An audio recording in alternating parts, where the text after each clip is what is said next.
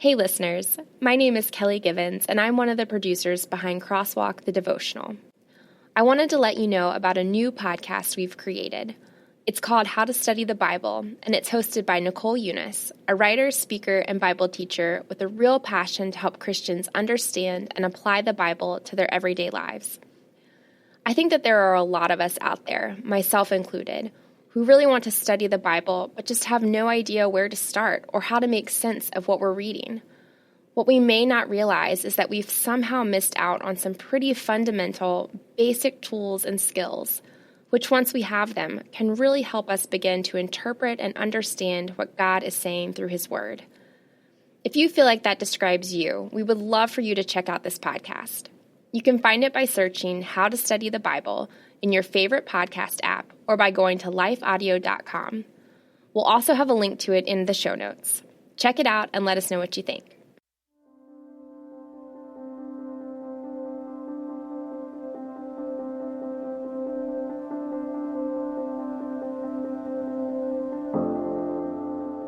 The Month of Love by Sean McAvoy.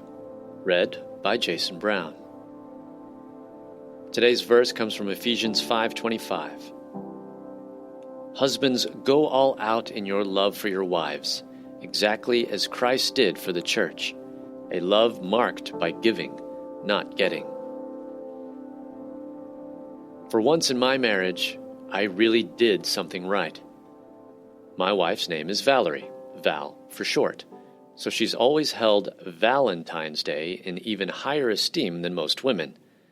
Not only that, but her birthday is March 15th, so she's always believed, with a smile of course, that February 14th through March 15th equals the month of love, equals it's all about her, for 1/12 of the year. One year I decided to agree. Each morning for 31 days, when she woke up, there was a small handmade red envelope. Amazing what useful skills one can learn watching children's programming. Stuck on some wall of our house. Written in sparkly marker, chicks dig the sparklies, on the outside of the envelope was one of her top character qualities. Inside the envelope was a Bible memory verse related to that quality.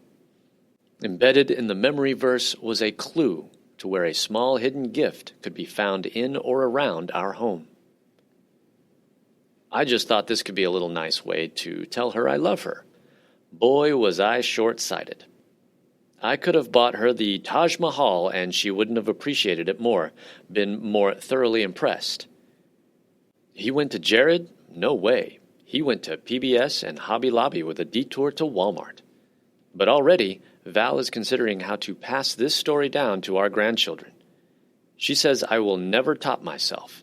And she was saying these things before she even knew about the surprise at the end, where all the envelopes could be arranged so that the first letter of each character quality would spell out the grand prize, that she had her choice of a new wardrobe, upgraded wedding ring, or vacation, any of which would be shopped for together, 'cause she's big on that.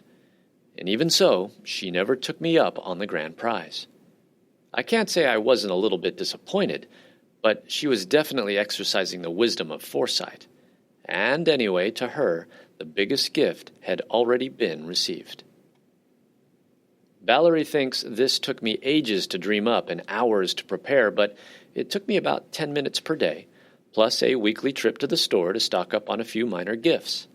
But the outcome net me, if not crowns in heaven, at least major returns in this life. Anytime a group of gals gathers together and asks each other what the best gift you've ever received, that ends up being a fun day.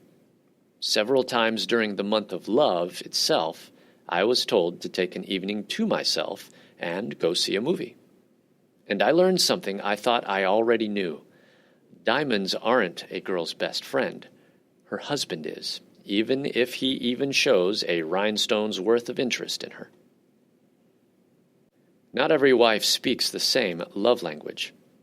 I know some who truly would have preferred a simple one-time big purchase, while others would be thrilled to see him voluntarily wash dishes and dust shelves. But this I can be fairly sure in saying about wives. What all of them really want is a husband that makes an effort to understand them and speak their language, whatever it is, without being told. Yeah, I know, and all one has to do to make millions in the majors is hit a curveball.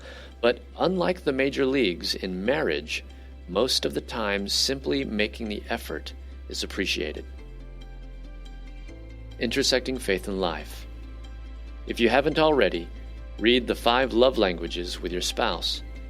Once you learn what says, "I love you," to him or her, come up with a special way of saying so.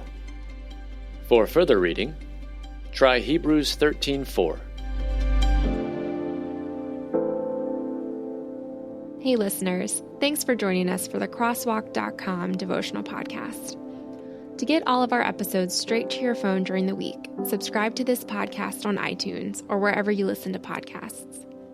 To find more devotional content like this, head over to Crosswalk.com.